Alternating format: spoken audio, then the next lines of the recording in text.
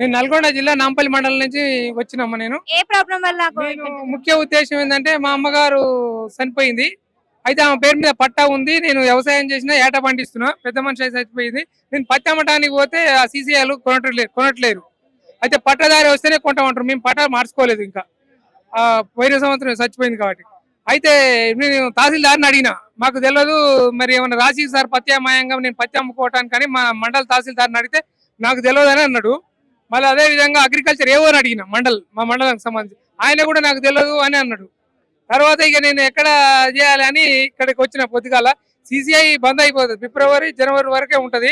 తొందరగా మన సార్ కూడా అది ఏమంటారు ప్రియదర్వర్లో కూడా లెటర్ పెట్టినా, ఇది పత్యామయంగా పత్తి అమ్ముకునేటట్టు కలిపియాలి. ఇంకా కూడా కౌలు రైతులు అయితే దీనంగా నష్టపోతున్నారు. ఎందుకంటే వాళ్ళు వ్యాపారులు బ్లాక్మెయిల్ చేస్తున్నారు అనమాట. పత్తి బాగాలేదు, అది బాగాలేదు, ఇది అడిగిన కాడికి 4,000 5,000 కూడా కొనుక్కొని పోతున్నారు. అంటే తీవ్రంగా నష్టపోతున్నారు కౌలు రైతులు అయితే. ఇంకా దీనిపైన ఏదో కలెక్టర్లకు ఆదేశాలు ఇచ్చి పత్తి ఎవరికైనా అయితే వాళ్ళ కాడ పత్తి నేరుగా అమ్ముకునేటట్టు ఉండాలి. మేము మాల్ ఇస్తున్నాం, వాళ్ళు పైసలు ఇవ్వాలి అకౌంట్ లో. కానీ అది వాళ్ళు తీసుకురా వీళ్ళు తీసుకురా అంటే దాదాపు పట్టదారులు ఎవరు చేస్తారు ఇప్పుడు? వ్యవసాయం ఎవరు చేస్తలేదు. సగం మంది కౌలు రైతులే చేస్తున్నారు. మరి వాళ్ళు ఎట్లా పత్తి అమ్ముకోవాలి? ఇట్లా మునగాలి అట్లా మునగాల, 2 తీర్ల మునగాలి. ఇప్పుడు వర్షాలు పడక అట్లా ములుగుతున్నాం, మళ్ళీ పత్తి అమ్ముకునేటప్పుడు బేరగాళ్ళు ముంచుతున్నారు సగం.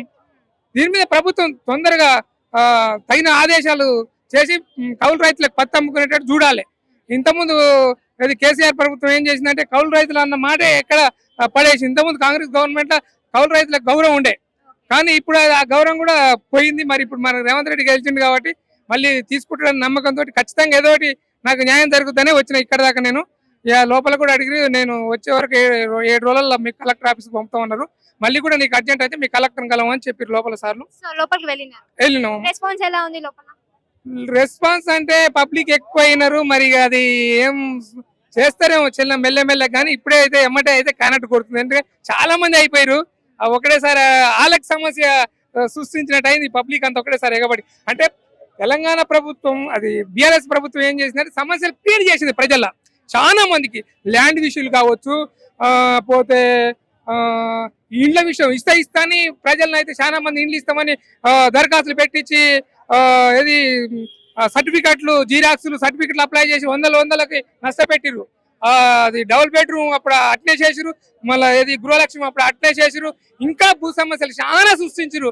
అది క్రియేట్ చేసి కావాలనే ధరణి పేరు మీద చాలా మంది ఊర్లలో చాలా మంది ఇబ్బంది పడుతున్నారు.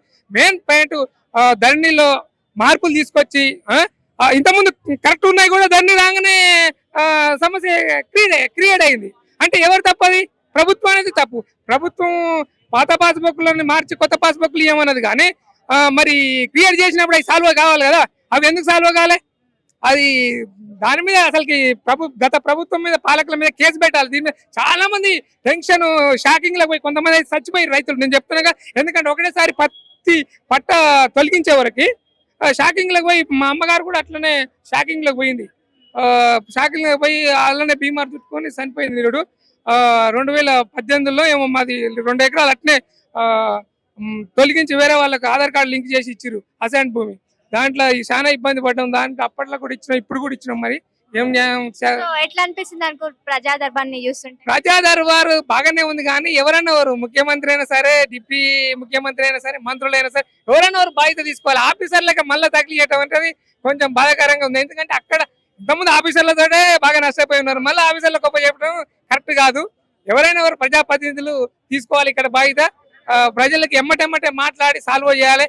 ఇంతమంది ఒకటేసారి వస్తున్నారు కాబట్టి జిల్లాలలో కూడా ఆదేశాలు ఇచ్చి కలెక్టర్లకి ఏదైతే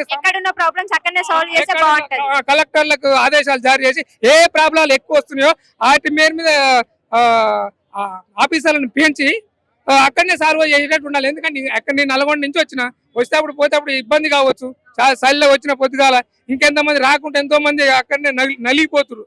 ఎక్కడే సాల్వ్ అయితేనే బాగు. ఏమన్నా ఒకటి సీఎం ఆఫీస్ కి వస్తే వాళ్ళు కూడా చూస్తారు. ఇంతమంది పడితే వాళ్ళు కూడా చూడలేరు. సీఎం ఆఫీస్ కోసం చూడడానికి వస్తున్నారు అనుకోవచ్చు. సమస్యలు ఉన్నాయి, అందట్లో సమస్యలు ఉన్నాయి. నేను చూస్తున్నా కదా, ప్రతి దాంట్లో సమస్యలు ఉన్నాయి. కొందరు చూద్దామని కార్యకర్తలు వస్తుండొచ్చు, కాంగ్రెస్ కార్యకర్తలు, కానీ చాలా మంది అయితే సమస్యల మీదనే వస్తున్నారు. అసలుకి నాకు వచ్చిన కోపం ఎంత, గత పాలకుల మీద కేసు పెట్టాలి. కేసు పెట్టి విచారించకపోతే ఈ ల్యాండ్ విషయాలు మాత్రం క్రియేట్ చేసింది వాళ్ళే. సీఎం కాడ పెట్టుకుని చాలా రోజులు రెవెన్యూ శాఖ ఎవరు కలిసేటట్టు లేదు. అంటే ప్రాబ్లం వచ్చిన వాళ్ళు సీఎం కలిసేటట్టు లేదు.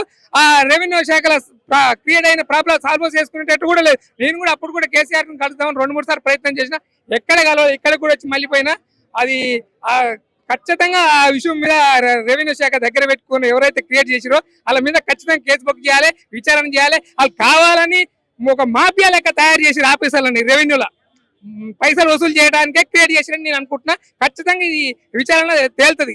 పైసలు వసూలు చేయడానికే ఒక మాఫియా లెక్క తయారు చేసిరు. ఒకరికి మార్చి మళ్ళా సాల్వ్ చేసేటప్పుడు పైసలు వసూలు చేద్దామన్న ఉద్దేశంతో చేసిరు. దీని మీద అయితే ఖచ్చితంగా విచారణ చేసి చర్యలు తీసుకోవాలి కొత్త ప్రభుత్వం.